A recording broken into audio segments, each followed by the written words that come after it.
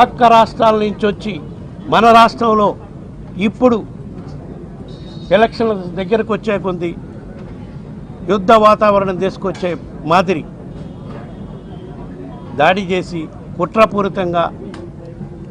నిందారోపణలు చేసే కార్యక్రమం పెద్ద ఎత్తున రాష్ట్రంలో ఇప్పటికే మొదలుపెట్టారు. కాబట్టి మా గౌరవ ముఖ్యమంత్రి జగన్మోహన్ రెడ్డి గారు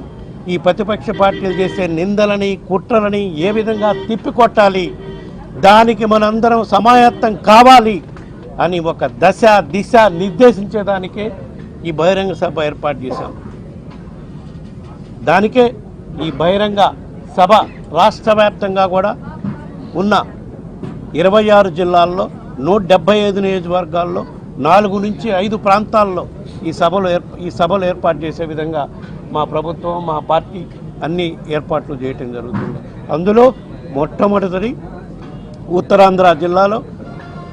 అత్యధిక శాతం బీసీలు ఉండే ప్రాంతం, గిరిజనులు ఉండే ప్రాంతం.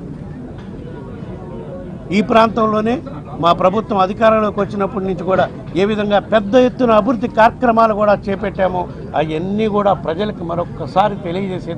విధంగా ఈ సభ నిర్వర్తించి ఈ సభ ద్వారా కార్యకర్తలు ఒక దశ దిశ నిర్దేశం చేసి మనందరం కూడా ఈ ప్రతిపక్ష పార్టీలు ఈ పక్క రాష్ట్రాల నుంచి వచ్చి ఎలక్షన్ టైంలోనే వచ్చి